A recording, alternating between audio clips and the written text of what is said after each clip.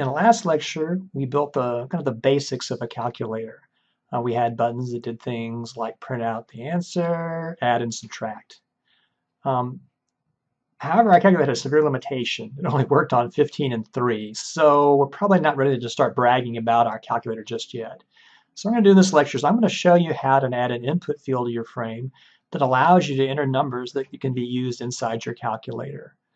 And when we're done, we'll have something that, even though it's still kind of old school, is starting to have the bare bones basics of the way a modern calculator works.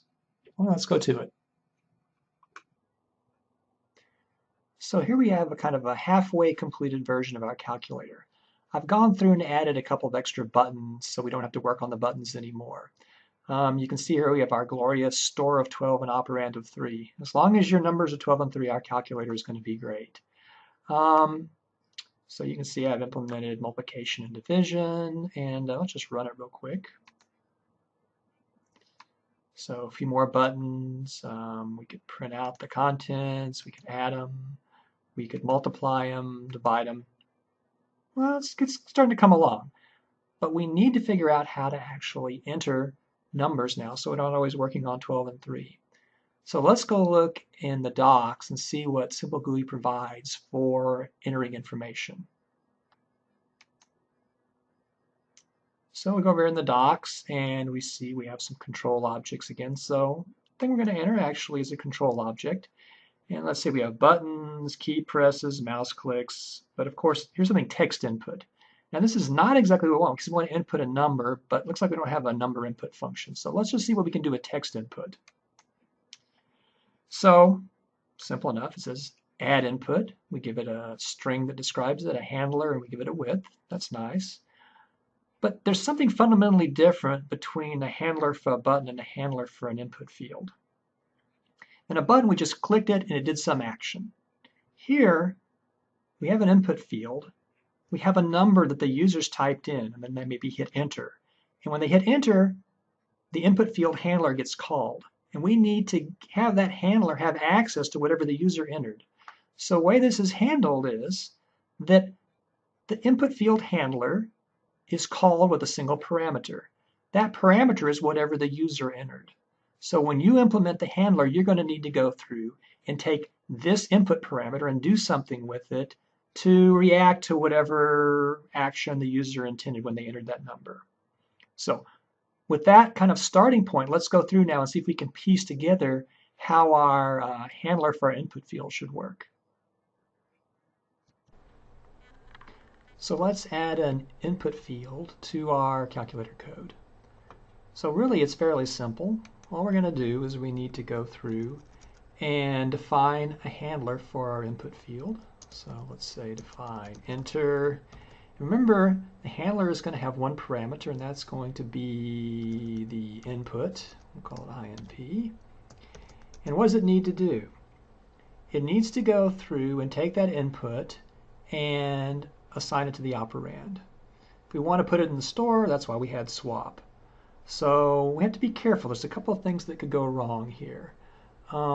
Let's see, we want to take input, we want to assign it in the operand. So I could say something like operand is equal to input. And I guess I could say output at this point. But I've made two errors here.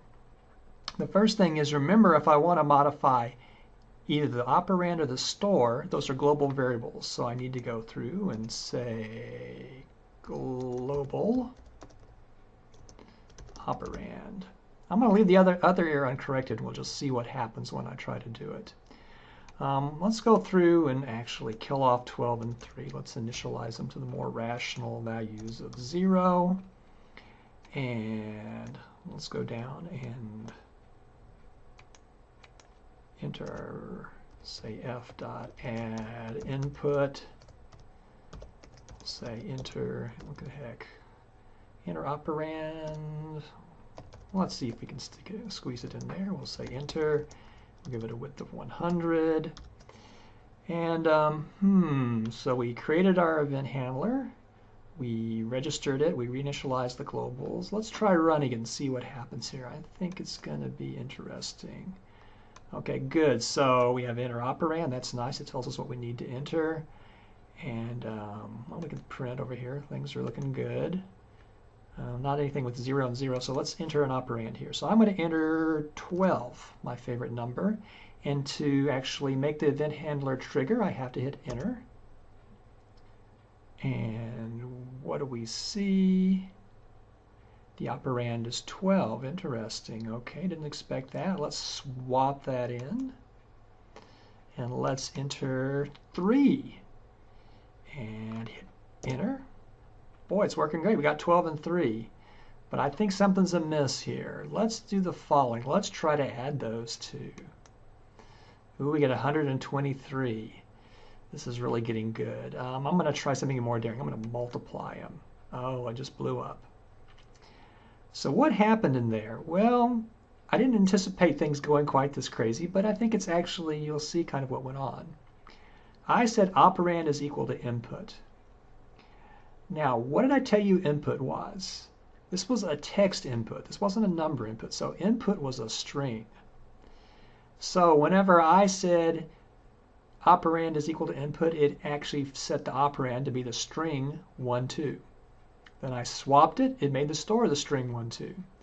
Then I entered 3. So it said operand equal to 3. Now at that point I was expecting it to blow up. I was thinking, oh, okay, you know, we do a string 12 plus a string 3. What could happen? Well, it concatenated.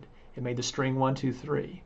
Ah, okay. Everything was going merrily, and then I said, let's multiply. So I said the string 1, 2, 3 times the string 3. At that point, things blew up. Didn't know what to do with multiplication. So this is a moral of a story why you should actually do a fair bit of debugging. That was unplanned, by the way. I knew it was we didn't have the right type for the input, but I didn't realize it was going to go so far. But I think we can actually learn a moral of the story from this, which is we wanted a number here. We wanted operand to be a number. This is a string.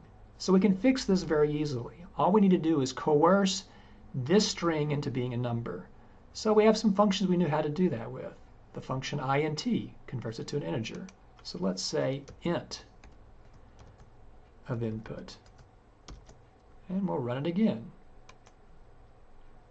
So let's try our favorite example again. Let's type in 12. Hit enter. Operand is 12. Great. Let's swap it. Let's enter 3. Looking good. Let's add them. Well, we got 15. That was better. We didn't get 123. And then let's see. Let's multiply them. Ah, so now it's actually working the way we want.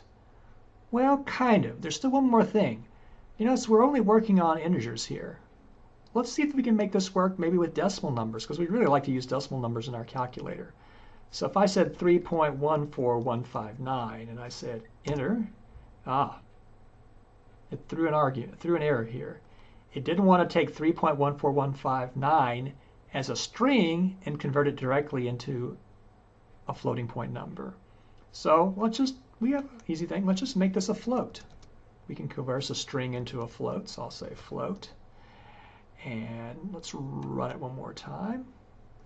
We come back. Let's see, we can enter 12. Enter. And we could swap it.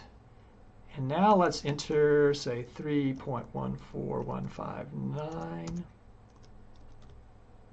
Enter that. And notice now it's fine. In fact, let's go through and just do multiplication. So sure enough, now actually our calculator is working with floating point numbers, so we're really doing decimals. So we've got the basics of a calculator here. You know, we could kind of make it a little bit nicer. Next week we go through and actually print out the store and the operand here on the screen, make it look like the display of a regular calculator. But I think you can kind of see the basics of how this works. And so this is a nice demonstration of how buttons and input fields work. Okay, I'll see you back in a second for Guess the Number.